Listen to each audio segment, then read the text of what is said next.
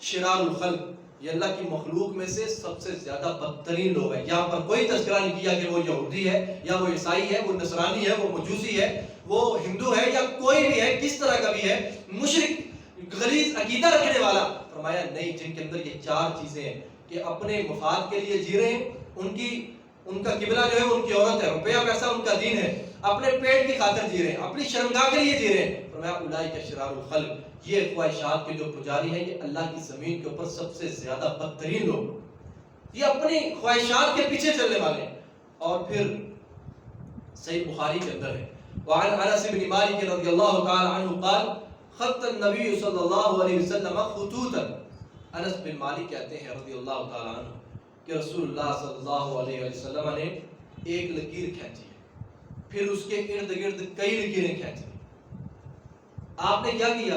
ایک لکیر کھینچی ہے، اس کے ارد گرد کئی زیادہ لکیریں کھینچ دی ہیں. اور کیا فرمایا؟ فرمایا یہ جو سب سے قریب والی جو لکیر ہے، فرمایا حاضر انسان، یہ جو لکیر ہے نا یہ انسان ہے. اب یہ ایک لکیر کچھ دائیں کچھ بائیں، فرمایا یہ انسان ہے. وَهَذَا أَجَلُ، یہ جو سب سے زیادہ قریبی لکیر ہے نا، فرمایا وَهَذَا أَجَلُ، یہ اس کی موت ہے.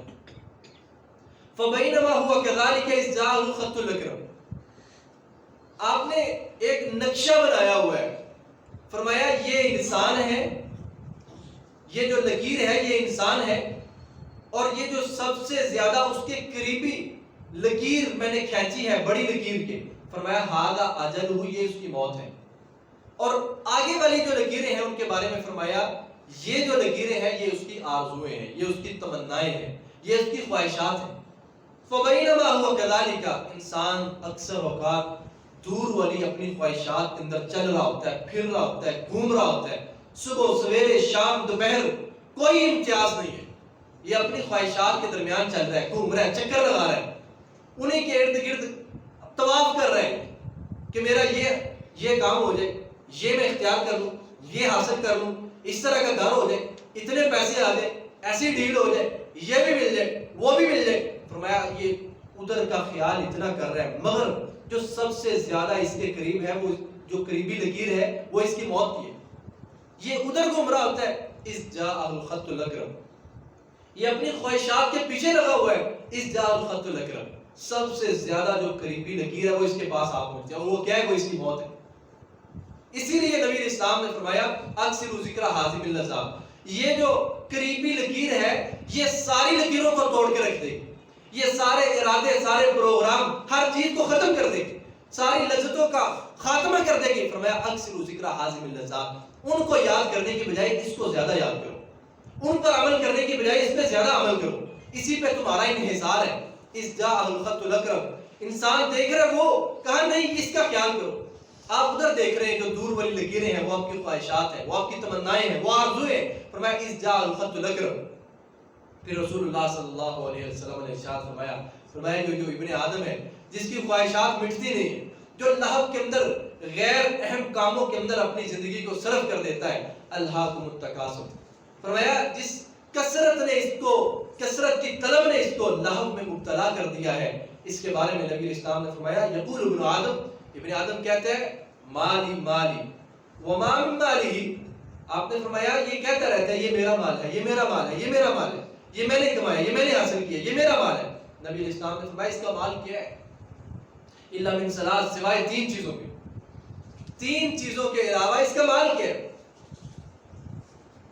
فرمایا جو اس نے کھایا فابلا، اس کو ختم کر دیا، ما لبس فافنا، جو پہلا اس کو بسیدہ کر دیا، اس کو پرانا کر دیا، وما آتا، اور جو اللہ کے راستے میں دے دیا وہ اس کے لیے جمع ہو گیا. اب یہ تین چیزیں ہیں. فرمایا جو اس نے کھایا اس کے بدن کو لگا، اس نے ختم کر دیا، جو اس نے پہن لیا اس کو پرانا کر دیا، اور جو اس نے اللہ کے راستے میں دے دیا اس نے اس کو اپنے لیے اس نے جمع کر لیا. وما سوا من ذلک فهو زائل. آپ نے فرمایا اس کے سوا جو کچھ بھی ہے اس کے پاس وہ زائل ہونے والا ہے، ختم ہونے والا ہے. فهو تارک، یہ چھوڑ دینے والا ہے. اس کے دنیا سے جانے کے بعد اسی وقت جھگڑا شروع ہو جائے گا. کوئی کہے گا یہ میرا اتنا حصہ بنتا ہے، بیٹی کہے گی میرا اتنا بنتا ہے، بیٹا کہے گا میرا اتنا بنتا ہے، رشتہ دار کہیں گے ہمارا اتنا بنتا ہے. فرمایا اس نے اپنی زندگی کے اندر کیا کیا ہے؟ سوائے خواہشات کی پوجا کے کیا کر کے آئیے؟ الہاکم التکاثر. اللہ تعالیٰ فرماتے ہیں الہاکم التکاثر کہ تم کو غیر ضروری کاموں نے اصل مقصد سے غفلت میں رکھا ہوا ہے. وہ اصل مقصد کیا ہے جس کو مقصد حیات کہتے ہیں؟ اللہ تعالیٰ نے فرمایا وَمَا خَلَقْتُ الْجِنَّ وَالْإِنسَ إِلَّا لِيَعْبُدُونَ. میں نے تم کو اپنی عبادت کے لیے تخلیق کی ہے. میں نے تم کو اپنی عبادت کے لیے پیدا کیا ہے, اپنی اطاعت کے لیے پیدا کیا ہے. اور انسان اللہ تعالیٰ کی اطاعت کو چھوڑ دیتا ہے, اللہ پاک کی عبادت کو چھوڑ دیتا ہے, اپنی مرضی کرتا ہے, اپنی خواہشات کے پیچھے چلتا ہے. پھر کیا فرمایا؟ حتیٰ زرتم المقابر, حتیٰ کہ انسان مر کر قبرستان کے اندر پہنچ جاتا ہے. قبرستان کا لفظ ذکر کرنے سے پہلے اللہ تعالیٰ نے فرمایا حتیٰ زرتم المقابر, حتیٰ کہ تم قبرستان میں پہنچ جاتے ہو. زرتم کا مطلب ہوتا ہے تم زیارت کر لیتے ہو. یہاں ایک نکتہ ہے کہ اللہ تعالیٰ نے یہ بات نہیں کہی کہ تم مرنے کے بعد قبرستان میں آ جاتے ہو, کہا حتیٰ زرتم المقابر, تم زیارت کی شکل میں قبرستان میں آتے ہو. مرنے کے بعد تم زیارت کی شکل کے اندر قبرستان میں آتے ہو. اس کا مطلب یہ ہے جو زائر ہوتا ہے, جو زیارت کرنے والا ہوتا ہے, یعنی جس کو ہم وزٹ کرنے والا کہتے ہیں, وہ ایک جگہ پر رکتا نہیں ہے. جدھر وزٹ کرنے کے لیے وزٹر جو جاتا ہے اس کا وہ ٹھکانہ نہیں ہوتا. اس کو وہ گھومنے کے بعد, اس کا سروے کرنے کے بعد وہ واپس لوٹ آتا ہے. اسی لیے کہا یہ جو قبریں ہیں یہ تمہاری اخیر منزل نہیں ہے.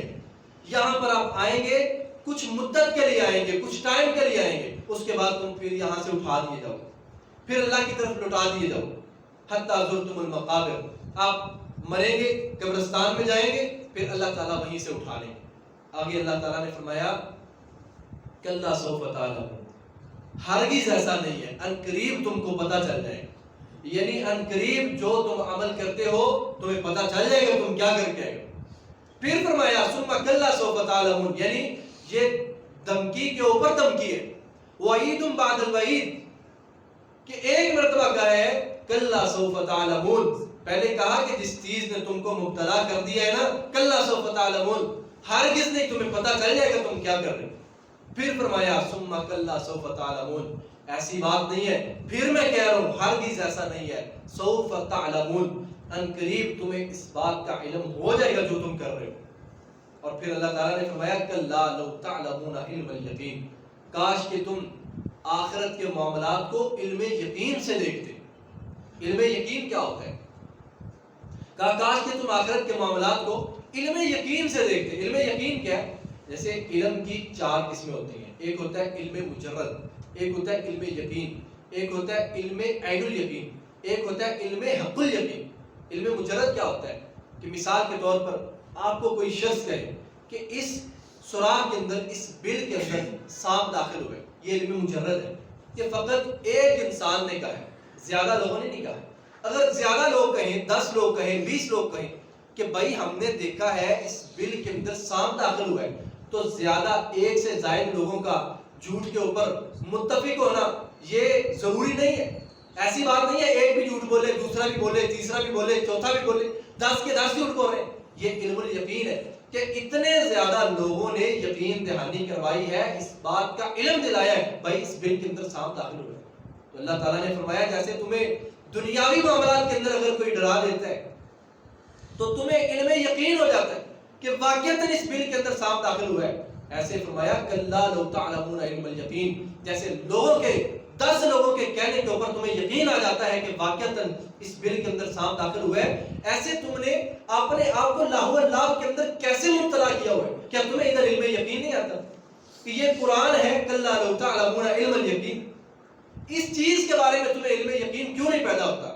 پھر آگے والی چیز ہے کہ اگر تم کو علم یقین نہ آیا, فرمایا لا ترون الجحیم, اگر تم نے آخرت کو علم یقین کی نگاہ سے نہ دیکھا, یعنی ایسے نہ دیکھا کہ واقعتاً جو اللہ نے کہا ہے وہ ہونے والا ہے, جو اللہ تعالیٰ نے بیان کیا ہے کہ ایسے مرنا ہے, مرنے کے بعد قبر ہے, قبر میں سوالات ہیں, پھر عذاب ہے, پھر یا تو جنت کی ہوا ہے, پھر اٹھایا جانا ہے, قبر کا پھٹنا ہے, میدان محشر میں جانا ہے.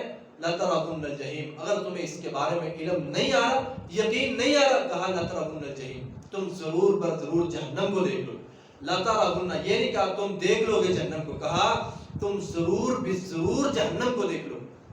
रसूलुल्लाह सल्लल्लाहु अलैहि वसल्लम इरशाद फरमाते हैं, अब्दुल्लाह इब्न उमर हदीस के रावी हैं, कि इंसान कैसे जहन्नम को देखेगा। ये आलम बरज़ख की बात हो रही है, ये कब्र की बात हो रही है कि इंसान जहन्नम को कैसे देखेगा। अब्दुल्ला इब्न उमर कहते हैं कि रसूलुल्लाह सल्लल्लाहु अलैहि वसल्लम ने फरमाया, इज़ा मातल इंसान उरिज़ा अलैहि मक़अदुहु बिल अशी वल ग़दात इन कान मिन अहलिल जन्नह व मिन अहलिल जन्नह व इन कान मिन अहलिन नार व मिन अहलिन नार फ़युक़ाल हाज़ा मक़अदुका हत्ता यबअतक अल्लाहु यौमल क़ियामह। नबी अलैहिस्सलातु वस्सलाम फरमाते हैं, जब इंसान फौत होता है, कब्र के अंदर जाता है, तो सुबह शाम उसके ऊपर उसका ठिकाना पेश किया जाता है। इज़ा मातल इंसान फौत हो गया, कब्र में चला गया, उरिज़ा अलैहि मक़अदुहु बिल अशी वल ग़दात, सुबह और शाम को उसका ठिकाना उसको दिखाया जाता है। इन कान मिन अहलिल जन्नह व मिन अहलिल जन्नह, फरमाया अगर वो अहले जन्नत में से है तो जन्नत उसको सुबह भी दिखाई जाती है और शाम को भी दिखाई जाती है। अल्लाह ताला उसकी तस्वीर इसके सामने कर देते हैं। व इन कान मिन अहलिन नार, अगर ये बंदा अहले नार में से है, अहले जहन्नम में से है, तो जहन्नम की तस्वीर इसके सामने लाई जाती है। ला तराउन्नल जहीम, तुम आलम बरज़ख के अंदर जहन्नम को देख लोगे। ये है ला तराउन्नल जहीम का माना कि तुम जरूर भी जरूर जहन्नम को देख लोगे। और फिर फरमाया सुम्मा ला तराउन्नहा ऐनुल यकीन, फिर तुम अपनी आंखों के साथ जहन्नम को देख लोगे। क्या मतलब? क़यामत का दिन है, हदीस के अंदर आता है कि अल्लाह ताला जहन्नम को मैदान महशर के अंदर लाएंगे।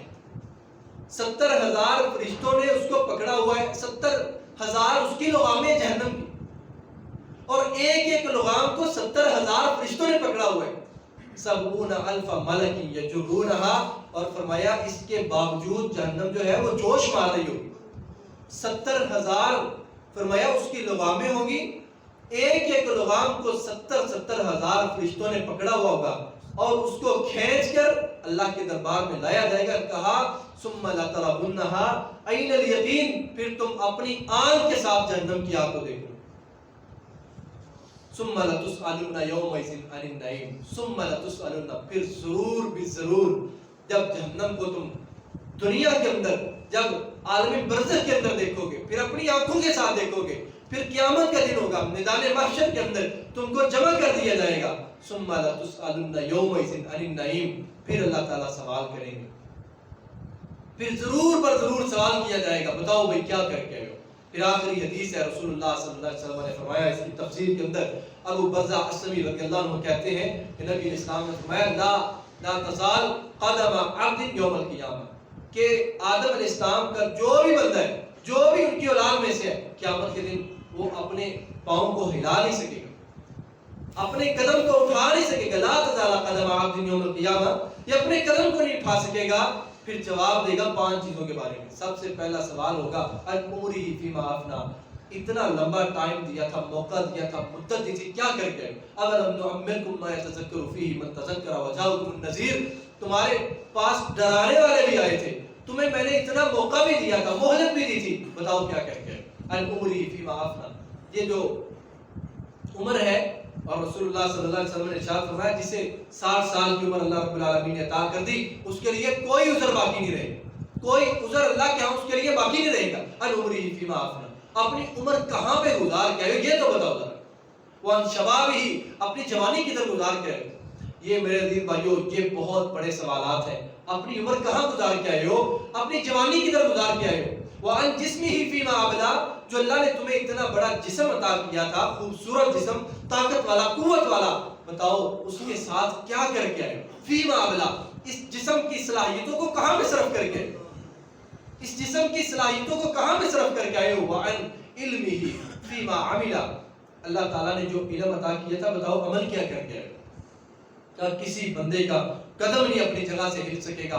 4 से 5 सवालों के जवाब उसको देने पड़ेंगे, अपनी उम्र के बारे में, अपनी जवानी के बारे में, अपने इल्म के बारे में, अपने जिस्म के बारे में, अपने माल के बारे में, ये माल कहाँ से कमाया है और कहाँ पे खर्च किया है। अल्लाह ताला से दुआ है अल्लाह ताला कुरान और सुन्नत को समझने और उस पर अमल करने की तौफीक अता फरमाए। व आखिरु दाअवाना अनिल हम्दुलिल्लाह।